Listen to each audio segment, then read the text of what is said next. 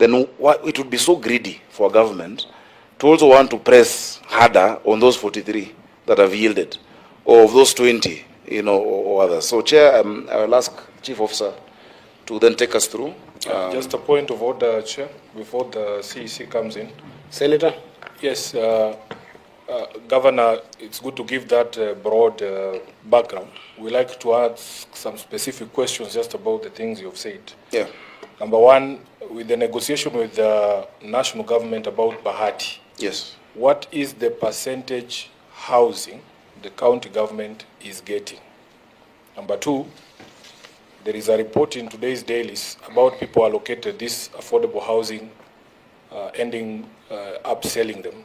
We want to know what measures have been put in place by your county government to ensure that beneficiaries of all these units cannot resell them. Thirdly, when you were here last, you told us about this cabinet memo for the existing tenants to get their houses for free. Have you now submitted that cabinet memo? Because we need to see it. And lastly, a copy of that allotment letter, has that been supplied? Thank you, Honorable Chair. Okay, let me answer those. On Bahati, we've not yet gotten down to the specific percentages. It's a discussion, it's an ongoing negotiation with the PS Hinga. Once we have done that, because we've not yet released it to them, you know, but that is the framework that we are, you know, in discussion with. Once we agree on the percentages of housing, we shall be able to submit that. It hasn't gone into that stage. On that, before you leave that, so yeah. But at least the bare minimum is that every person that has a unit now, yes, must get a unit. That's a bare minimum. That's a reducible. That's a reducible minimum. But of course, we see we can get more value than that. You know, over and above those who are being getting a unit. On the issue of affordable housing and people selling them, that is a national government problem because their model is different. Their model that because of Bahati only. No, you are in conversation with the national government. You said we are going to utilize the housing fund for this. Yeah. That is the only reason I bring it up. It is one lot. There are 3 lots in Bahati. Governor, even that one lot, it's important for us to get those answers. Listen, Senator. The one lot that the county owns will absorb everyone who is there. One lot will absorb everyone who is there. For us, these tenants who are here, who get an allotment letter, if they choose to sell the unit, it is theirs. Remember, all these other units are also being bought by people. They're also being bought. It's, you know, what value do you have getting a title if you can't transact business with it? So that our model is different from the national government model. It's completely different. You have your house. If you want to sell it, if you want to rent it out, it will be up to you. But it's a commercial transaction. That is why it is corporate entities coming into our JV, into JV with us. On the issue of CAB memo, I think we can produce that. I don't know if we had submitted. I'll check, but we have it. It was actually one of the first cabinet meetings that we had, where we reinforced that promise that we'd made and that is in the manifesto. So that we can provide. But beyond the cabinet memo, the Woodley people are a direct example. They are holding allotment letters, and we can get a. Do you have a copy?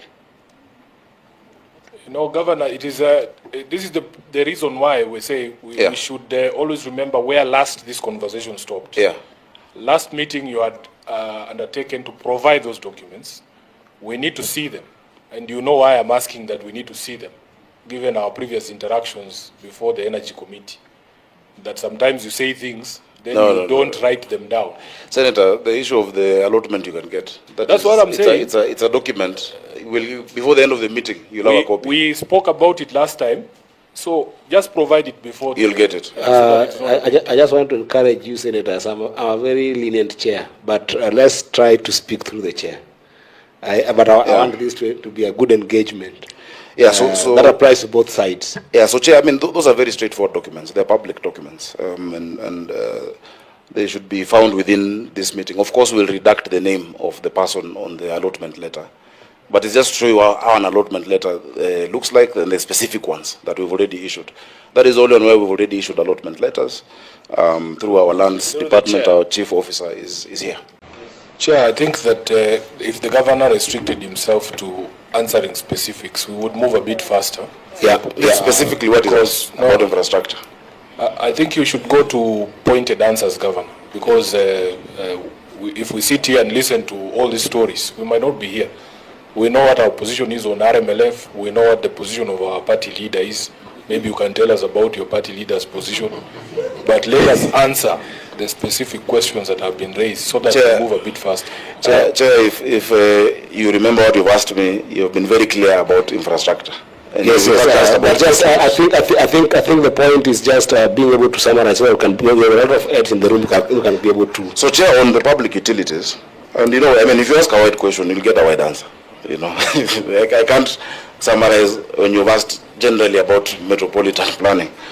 Public utilities, the example I can give is Woodley. All of these estates, we know that the population is going to go up, definitely. Chair, you know what we're doing with respect to water. I think I've expressed it in this committee.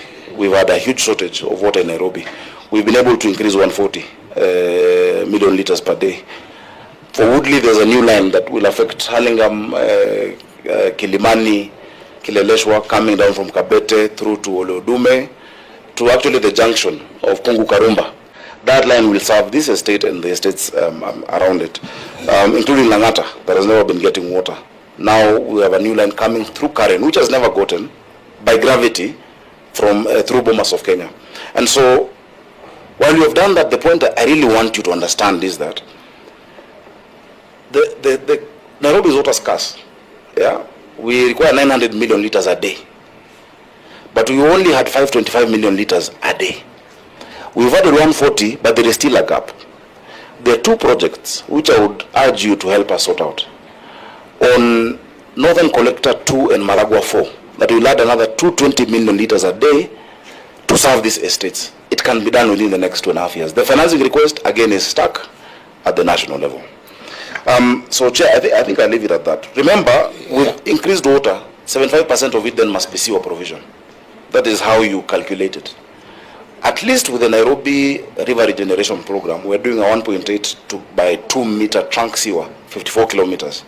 That will serve population for the next 40 years, but along that corridor. A lot of estates had been, putting direct connections of sewer into the river. But now when you have a trunk sewer on both sides of that one river, remember we start with Nairobi River, phase 2 is Ngong River, which is the most polluted river on the continent, and then Mathare River. With those three, if they also have that component of trunk sewer, and remember these are contracts that are coming with the financing, we should be able to be pretty good when it comes to sewer. Very well. I think that for the purposes of fairness of time, I'll leave it at that.